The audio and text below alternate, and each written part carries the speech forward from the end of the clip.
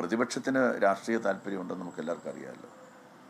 അവർ എല്ലാ കാലത്തും ഏതെങ്കിലും ഇരകളെ തേടുന്നവരാണ്. ഒരു ഇരയെ മുന്നിൽ നിർത്തി തങ്ങളുടെ രാഷ്ട്രീയ താല്പര്യം നേടിയെടുക്കാൻ വേണ്ടിയിട്ടുള്ള പരിശ്രമമാണ് പ്രതിപക്ഷം നടത്തുന്നത്. പ്രതിപക്ഷ നേതാവിനും അറിയാം, പ്രതിപക്ഷത്തുള്ള നേതാക്കന്മാർക്ക് എല്ലാവർക്കും അറിയാം, ഈ രാജ്യത്തുള്ള മുഴുവൻ ആളുകൾക്കും അറിയാം, നിങ്ങൾ മാധ്യമ പ്രവർത്തകർക്കും അറിയാം, ഒരു മന്ത്രിക്ക് അതിനകത്തൊന്നും ഒരു റോളുമില്ലെന്നുള്ള കാര്യം. തന്ത്രിയുടെ കാര്യം വേറെയാണ്. അദ്ദേഹം 24 മണിക്കൂറും ആ ക്ഷേത്രത്തിൽ തന്നെ ബന്ധപ്പെട്ട് ക്ഷേത്രകാര്യങ്ങളെല്ലാം ഇടപെടുന്ന ഒരാളാണ്. അദ്ദേഹം എന്തെങ്കിലും തരത്തിലുള്ള കാര്യം ചെയ്തതൊന്നും ഞാൻ പറയുന്നില്ല. പക്ഷേ ഇത് രണ്ടും രണ്ടാണെന്ന് മനസ്സിലാക്കാനുള്ള ശേഷിയൊക്കെ ഈ നാട്ടിലെ ജനങ്ങൾക്കുണ്ട്. പ്രതിപക്ഷം രാഷ്ട്രീയമായിട്ടുള്ള ഉദ്ദേശത്തോടു കൂടി നടത്തുന്ന പ്രചാരണങ്ങൾ മാത്രമാണത്. അതിനെ ആ നിലയിൽ മാത്രം കണ്ടാൽ മതി. രാഷ്ട്രീയമായിട്ടുള്ള ഒരു പ്രചരണത്തിന് ഈ വിഷയത്തെ മന്ത്രിയെ കൂടെ ബന്ധപ്പെടുത്തി ആയുധമാക്കാൻ വേണ്ടിയിട്ടുള്ള പരിശ്രമമാണ് പ്രതിപക്ഷം നടത്തുന്നത്.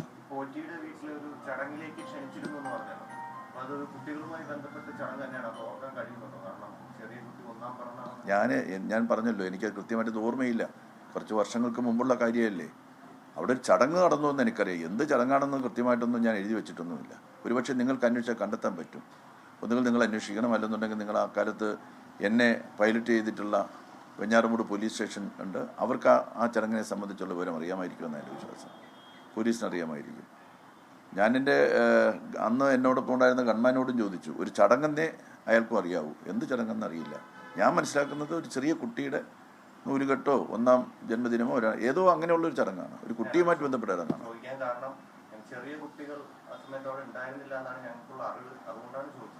എനിക്കറിയില്ല. ഞാൻ പറഞ്ഞല്ലോ, ഒരു ചടങ്ങിനാണ് പോയത്, അത്രയേ ഉള്ളൂ. ആ ചടങ്ങുമായിട്ട് ബന്ധപ്പെട്ട പോയത്. ചെറിയ കുട്ടിയാണോ വലിയ കുട്ടിയാണോ അങ്ങനെയൊന്നും ഞാനത് ഓർക്കുന്നില്ല. ഞാൻ പറഞ്ഞല്ലോ, ഞാൻ ഒരു പ്രാവശ്യം പോയിട്ടുള്ളൂ. ചിത്രം പുറത്തു വന്നിരുന്നു. പത്തനംതിട്ട പുറത്തുവിട്ട ഒരു ചിത്രം ഷിബു ബേബി പുറത്തുവിട്ടപ്പോഴാണ്. അതിനെക്കുറിച്ചൊന്നും അതിനെക്കുറിച്ചൊന്നും ഇപ്പം പറയുന്നില്ല. എനിക്ക് പറയാനുള്ള കാര്യം ഞാൻ പറഞ്ഞു കഴിഞ്ഞു. നമുക്ക് അവസാനിപ്പിക്കാം.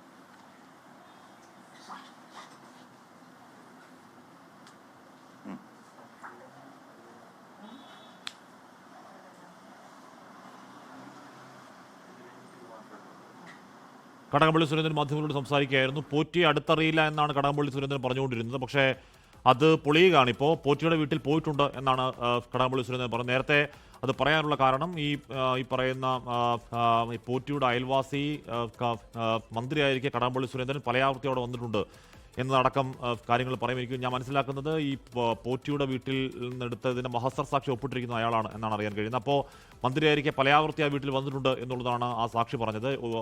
നേരത്തെ ഒരു തവണ വന്ന് പെട്ടെന്ന് പോയി, രണ്ടാമത്തെ തവണ വന്ന് ഭക്ഷണം കഴിച്ചിട്ടാണ് പോയതെന്നൊക്കെയായിരുന്നു ആ അയൽവാസിയുടെ വെളിപ്പെടുത്തൽ.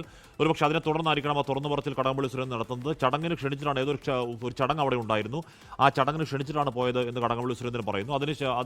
അതിനുശേഷം ഈ ഷിബു ബേബി പുറത്തുവിട്ട ഈ ദൃശ്യങ്ങൾ എന്ന് പറഞ്ഞാൽ ഈ പോറ്റിയൊക്കെ ബാംഗ്ലൂർ വിമാനത്താവളത്തിലൂടെയാണ് അവിടെ ഇരിക്കുന്ന ദൃശ്യങ്ങളെ പറ്റി ചോദ്യം ഉണ്ടായപ്പോൾ അതിനെപ്പറ്റി സംസാരിക്കാൻ താല്പര്യമില്ല, അവസാനിപ്പിക്കാം എന്ന് പറയുകയായിരുന്നു കടകംപള്ളി സുരേന്ദ്രൻ.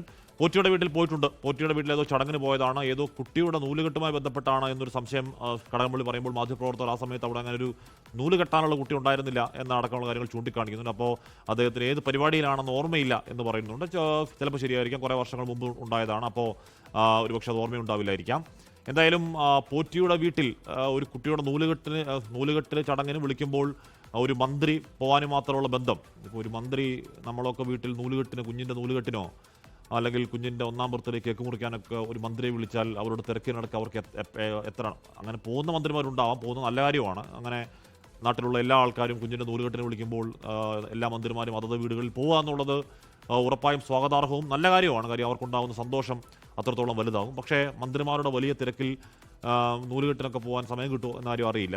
ഇനി അപ്പോൾ ഒരു ബന്ധവും ഇല്ലാത്ത ഒരാളാണെങ്കിൽ അങ്ങനെ വിളിച്ചാൽ ഒട്ടുമേ പോകാൻ സമയമുണ്ടോ എന്നറിയില്ല. പക്ഷേ പോറ്റി ഏതോ ഒരു നൂലുകെട്ടിനാണെന്ന് തോന്നുന്നു, ഏതോ കുട്ടിയുടെ എന്തോ പരിപാടിക്ക് അവിടെ വിളിച്ചു എന്നാണ് മന്ത്രി പറയുന്നത്. പക്ഷേ അങ്ങനെ കുട്ടിയില്ല എന്ന് മാധ്യമപ്രവർത്തകർ ചോദിക്കുന്നത് നമുക്കറിയില്ല. കുട്ടിയുണ്ടോ എന്നായിരുന്നു നമുക്ക് അന്വേഷിക്കണം. എന്തായാലും ഏതോ ഒരു ചടങ്ങിന് വിളിച്ചു, ആ ചടങ്ങിന് വലിയ ചടങ്ങാണ്, വലിയ ചടങ്ങല്ല, വലിയ ചടങ്ങാണെങ്കിൽ ഉറപ്പായും മന്ത്രിക്ക് ഓർമ്മയുണ്ടാകണം. ഏതോ ചെറിയ മുൻ മന്ത്രി പോലും ഓർത്തിരിക്കാനിടയില്ല ചെറിയ ചടങ്ങാണ്. ആ ചടങ്ങിന് വിളിച്ചു, ആ ചടങ്ങിനെ വിളിച്ച് കടകംപള്ളി സുരേന്ദ്രൻ അദ്ദേഹത്തിൻ്റെ വീട്ടിൽ പോയി എന്ന കാര്യം സമ്മതിക്കാനുള്ള കാരണം, അത് പറയാനുള്ള കാരണം അയൽവാസിയുടെ ആ വെളിപ്പെടുത്തൽ തന്നെയാണ്. എന്തായാലും പോറ്റിയെ അങ്ങനെ നേരിട്ട് വലിയ പരിചയമില്ല എന്ന് മുൻമന്ത്രി കടകംപള്ളി സുരേന്ദ്രൻ പറയുന്നത് പൊളിയുന്നു. അങ്ങനെയല്ല എന്ന് അദ്ദേഹം തന്നെ സമ്മതിക്കുന്നു. പോറ്റിയുടെ വീട്ടിൽ പോയിട്ടുണ്ട് എന്ന് കടകംപള്ളി സമ്മതിക്കുകയാണ്. ലോകത്തെവിടെയായാലും ഏത് സമയത്തും 24 വാർത്തകളും ഓഗ്മെന്റഡ് റിയാലിറ്റി പാക്കേജുകളും എക്സ്പ്ലെയിനറുകളും വിശദമായി കാണാൻ ഞങ്ങളുടെ യൂട്യൂബ് ചാനൽ നിങ്ങൾക്ക് സബ്സ്ക്രൈബ് ചെയ്യാം.